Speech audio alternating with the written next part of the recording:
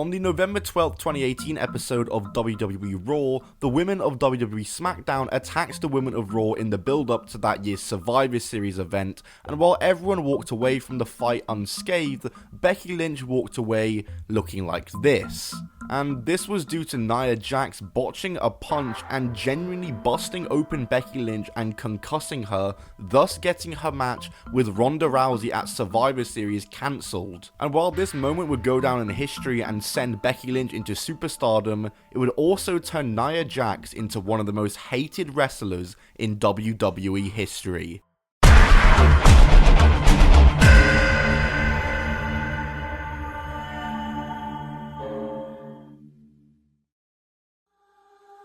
As a member of the Anoa'i family and a cousin of The Rock, Nia Jax was signed by the WWE in early 2014 and sent to NXT. She made her in-ring debut on May 7th, 2015, actually under a different name of Zayda, and she would begin to work the house show circuit for NXT. She'd wrestle under the name Zayda for a bit of time before she was eventually renamed to what we would all come to know her as Nia Jax. And vignettes would begin to air on NXT TV, hyping up the debut of one Nia Jax, and she would eventually make her televised NXT debut on October 14th, 2015, squashing a wrestler named Evie. I wonder what she went on to do. And Jax would cement herself as one of the top heel women in the NXT women's division, and build herself all the way up to a program with then fan favorite and NXT women's champion Bayley, who she challenged for the title at NXT TakeOver London 2015 for her first singles loss in NXT, in a very good match though. But this loss did not hinder Nia Jax whatsoever. She still stayed busy on NXT. She had a little alliance with Eva Marie going at one point.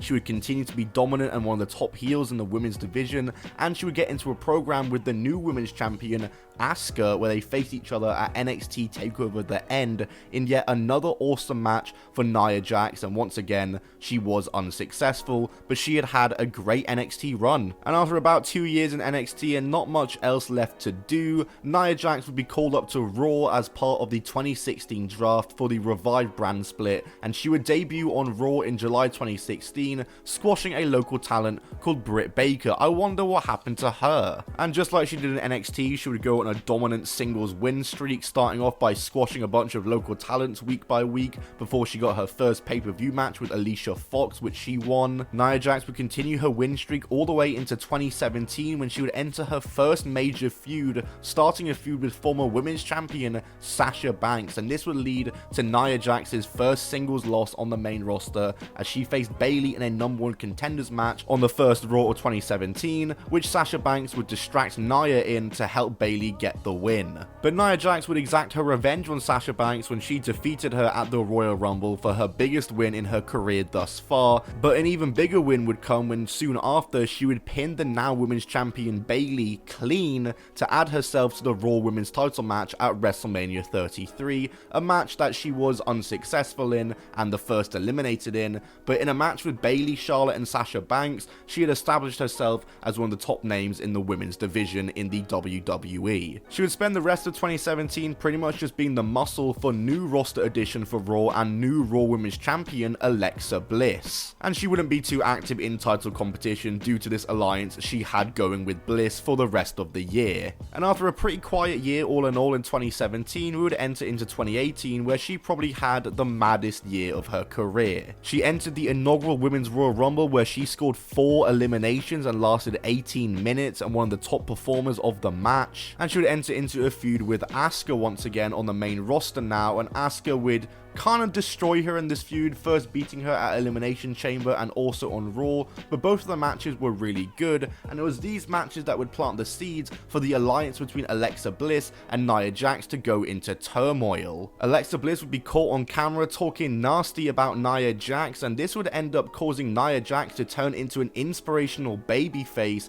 and we would see a storyline between her and Alexa Bliss heading into WrestleMania 34 for the Raw Women's Championship. And we would get to see Nia Jax get the win in the biggest match of her career on the biggest stage and win the Raw Women's Championship, her first title in WWE. She even got a "You Deserve It" chant on Raw the next night. Yes, the same year that the incident happened, she got a "You Deserve It" chant for winning the title. Unfortunately though, Nia Jax's Raw Women's title reign would end up not being too impressive, and she would lose it only after about 2 months. She first defended against Alexa Bliss at Backlash once again, and then she got into a match with Ronda Rousey at Money in the Bank, which ended up being an absolute banger, a match that we had no expectations for, ended up being really good, but it was interrupted by Money in the Bank winner and former champion Alexa Bliss once again, who cashed in and then won the title from Nia. Kinda making that entire storyline between the two leading up to WrestleMania all completely pointless. Nia Jax would fail to regain the title from Alexa Bliss in an Extreme Rules match at Extreme Rules the next month,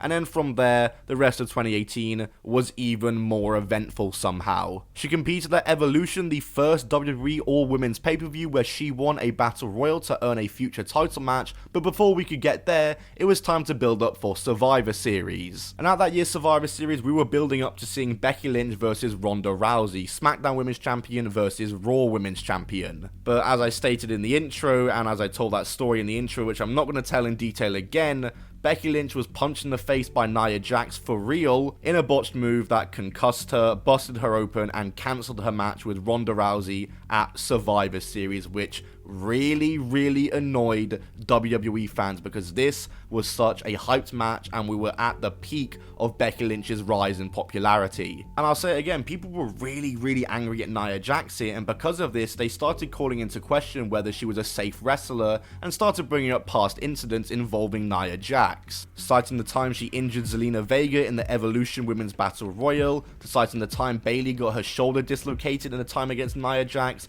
and a match against Charlotte Flair where she dropped her on her head and failed to catch her on a moonsault to the outside. And fans were calling her to be sent back to NXT or even fired. But instead, WWE would capitalize on all this heat and turn Nia Jax back heel and position her as the top heel woman in the company. Nia Jax would be the sole survivor at that year's Survivor Series 5v5 tag match, much to the chagrin of all the fans, and she would get her title match as promised by winning the Evolution Battle Royal against Ronda Rousey at that year's TLC pay-per-view, and people were having low expectations for this match once again, but once again, these two delivered and had a really solid match, Nia Jax and Ronda Rousey. Even more craziness would take place next month at the Royal Rumble in 2019, when Nia Jax became the first person to enter 2 Rumbles in one night. She first entered at number 29 in the Women's Royal Rumble, where she came 3rd, and then she came out at number 30 in the Men's Royal Rumble, where she even got an elimination on Mustafa Ali before she was super kicked, 619'd and RKO'd and eliminated. By the way, Nia Jax entering the Men's Royal Rumble,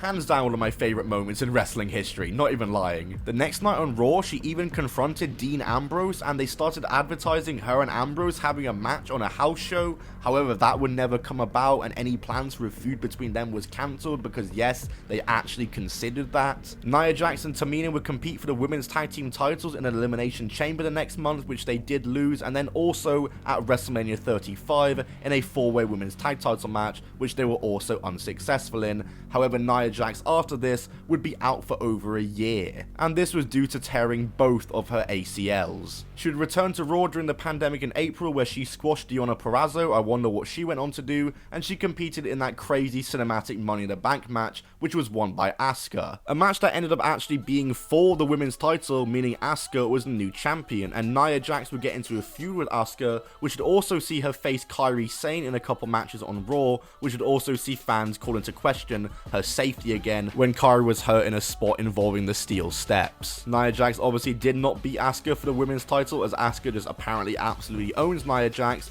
and she would then get into a program with Shayna Baszler. A program which saw the two never have a proper match with a proper finish, as they would end up having to start coexisting, and they formed a tag team and would win the women's tag team titles when they defeated Sasha and Bayley at the Payback pay-per-view in 2020. And they'd successfully retained them against the likes of Sasha and Bayley, the Riot Squad, Lacey Evans and Peyton Royce, Dana Brooke and Mandy Rose, and it was also during this reign that Nia Jax would put Lana through like 12 tables week after week after week. They would lose the titles at TLC that year to Charlotte and Asuka, but they would win them back the next month at the Royal Rumble, and they would retain them at WrestleMania against Natalya and Tamina as well. But while they defeated Natalya and Tamina at WrestleMania, they would eventually drop them to Natalya and Tamina on the May 14th, 2021 edition of SmackDown. And then Nia Jax wouldn't really go on to do much following this. She got into a shoot fight with Charlotte during one of their matches, and she had a match with Shayna Baszler after the team broke up, which would end up being Nia Jax's last WWE match in a long while. Because not too long after that match, and while she was off TV, she was released from her WWE contract along with many others during the pandemic budget cuts. And it was very unexpected seeing Nia Jax get released just like that, considering she had 2 women's tag title reigns, having held the belts just that year, and of course she was a former Raw Women's Champion and one of the top names in the women's division. Whether you liked her or not, it was very unexpected to see her get released just like that. And she was released while she was on a break from wrestling, and while no reason has ever really been revealed properly as to why she was released, obviously the reason she was given was budget cuts, it's been speculated that she was released due to her vaccination status, which I believe still hasn't really been verified. It's still pretty unknown why she got released, but that's always kind of been the reason given. But regardless, WWE would bring Nia Jax back for one last match as she returned in the 2023 Women's Royal Rumble match as the 30th entrant, and it took 11 women to eliminate her from the match, and apparently she is now in training for wrestling again, with WWE interested in signing her back and talks of a possible Nia Jax return. And as one of the very rare few who was in the Nia Jax hype and an actual fan of Nia Jax, I genuinely like Nia Jax, I am happy to hear that news.